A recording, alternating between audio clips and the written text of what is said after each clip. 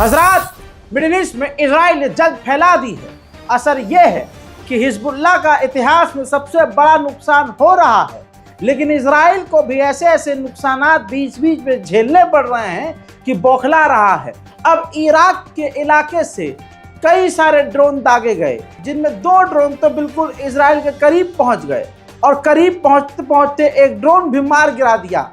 लेकिन फिर भी एक ड्रोन इराक के लड़ाकों का इजराइल के अंदर घुस गया और इजराइल के एलाद पोर्ट पर जाकर फट गया, क्योंकि वो अटैक आत्मघाती ड्रोन था।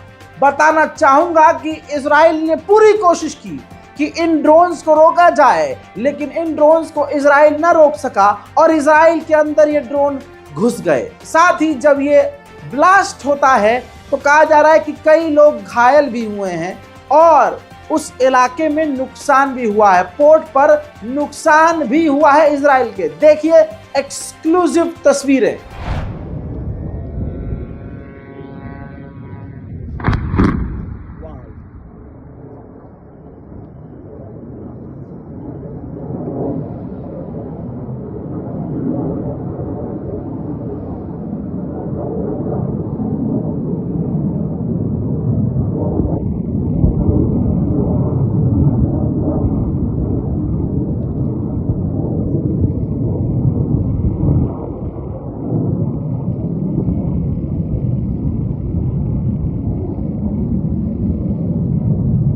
שלי, תראה עיניים, בייבר היה בפנים אחי, הטיל נפל בתוך המוטו של הבייבר, אני פיצץ לי משמשה אחי, כמעט הלכנו למות פה אחי, תראה, הלך למשמשה,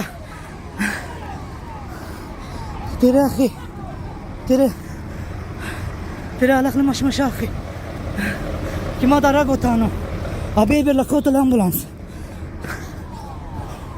तेरे आखी बेबर आया बपरिका आखी बिफने। अब इस हमले के बाद इजराइल का बौखलाना तय था। इजराइल ने इस हमले पर कहा, हम सोचेंगे कि इराक पर इसकी जवाबी कार्रवाई करे कि नहीं करे, क्योंकि इजराइल इस वक्त पूरा फोकस लेबनान पर कर रहा है। पिछले 24 घंटे में कुछ ऐसी चीज़ें हुई हैं जिसकी वजह से ये क्लियर हो गया है कि हिजबुल्लाह भी पीछे हटने का नाम नहीं ले रहा है। अभी तक इतिहास में हिजबुल्लाह ने कभी डायरेक्ट इजराइल की राजधानी तेल अवीव पर हमला नहीं किया था, लेकिन इजराइल के इलाके मूसाद के दफ्तर पर हिजबुल्लाह ने दाग दी। देखिए, वहां मिसाइल पहुंचे, गिरे ना गिरे, लेकिन उस इलाके को निशाना बनाकर इजराइल के उस इलाके पर हमला करने के लिए टारगेट लॉक करके मिसाइल लॉन्च करना ही एक बड़ी हिम्मत का काम था। बताना चाहूँगा, मूसाद के दफ्तर को हिजबुल्लाह ने निशाना बनाया और रॉकेटें दागे। कई सारी रॉकेट को इजराइल रोकने में कामयाब हुआ, पूरी एड़ी चोटी का जोर लगाकर, लेकिन फिर भी इजराइल के आसमान के ऊपर तेल अवीव के ठीक ऊपर पहुंचने में हिजबुल्लाह की एक मिसाइल कामयाब हो गई।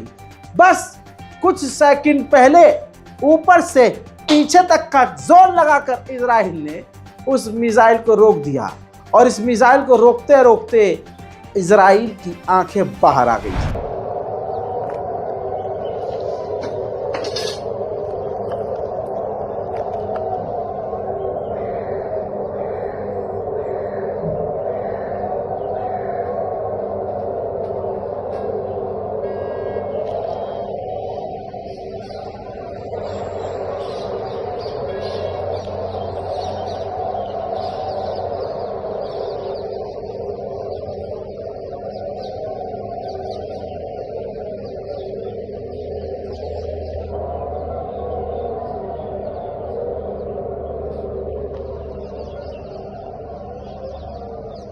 יש תמ"ס יחסית ארוך.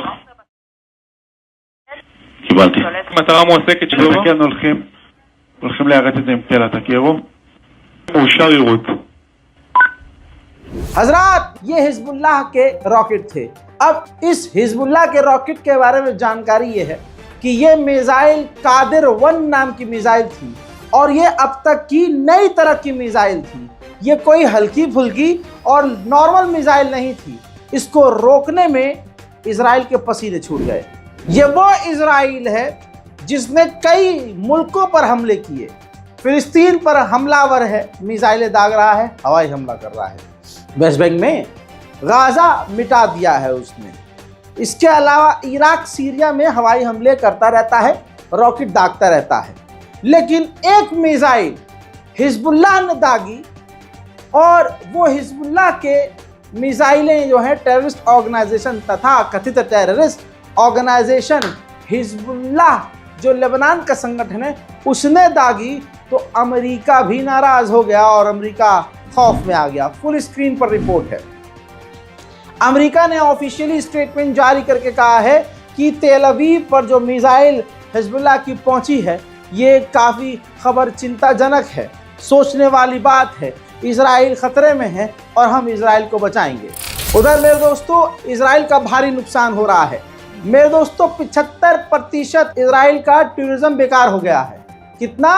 75 कितना? 75% टूरिज्म जो है बेकार हो चुका है। अब देश में इनके कोई घूमने नहीं आ रहा है। इजराइल इस वक्त बहुत ज़्यादा मुसीबत से अब घिर रहा है। इजराइल ज़बरदस्ती की जंग में आगे बढ़ चुका है, लेकिन यहूदी जो लोग हैं वो जंग लड़ना नहीं चाहते। फिलहाल की ब्रेकिंग न्यूज़ में इतना ही। इस बारकोड का इस्तेमाल कीजिए। दुआओं में गाज़ा और फ़िलिस्तीन और दुनिया के तमाम मुसलमानों को, खासकर भारत के मुसलमानों को भी याद रखिए। जय हिंद।